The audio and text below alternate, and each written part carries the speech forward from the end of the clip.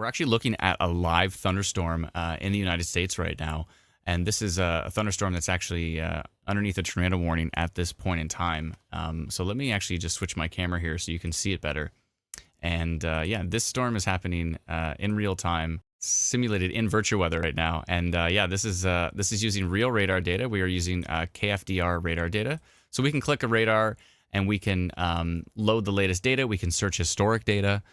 We can, zoom too. So if I just click a button, it'll just zoom directly to the radar, which makes life easy.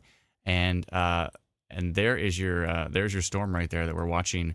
That is under a tornado warning at this point in time, and pretty nasty. But as far as weather is concerned, we can do a whole bunch of different stuff. We can load thunderstorms. We can do nice fluffy clouds. We can do multiple layers of clouds. We can do lightning. We can do, snowfall, hail, rainfall. All of that is possible. Even the wind, taking either simulated or real wind data and being able to, push a plane, for instance. So when you have a plane flying through it, you can have strong winds that'll actually affect the plane's trajectory, and that will, that adds to the realism ultimately. Right now, we're, as we fly under the storm, we can actually spawn what the rainfall would be. We haven't added that yet for it to automatically happen, but that is coming very, very soon. Whereas, as soon as you fly under a storm, then we can go into creator mode. Let me just hide the radar data. We can go to weather layers. We can click on precipitation. We can expand the precipitation layer, and we can go and add some rainfall. And if we go right down to the ground here, let me see here. Where's our surface layer? Okay, so the intensity is at 0. We can bring it up here. So here's our rainfall falling from that storm at the moment, which looks pretty awesome. But we can affect that as well too. So if we want the intensity to be a lot stronger, we can, which has a lot more particles, or bring that back down.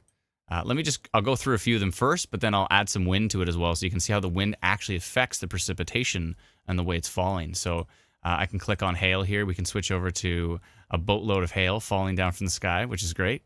Let me bring back down the intensity here so it looks a little bit more like an actual hailstorm. So you can just imagine hail falling from this cloud right now and denting vehicles below and shredding trees and all of that. And if I click back over to snow, now we can go and get ourselves into a blizzard.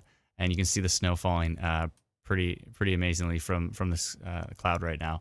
So if we want to affect those particles, we can actually do that.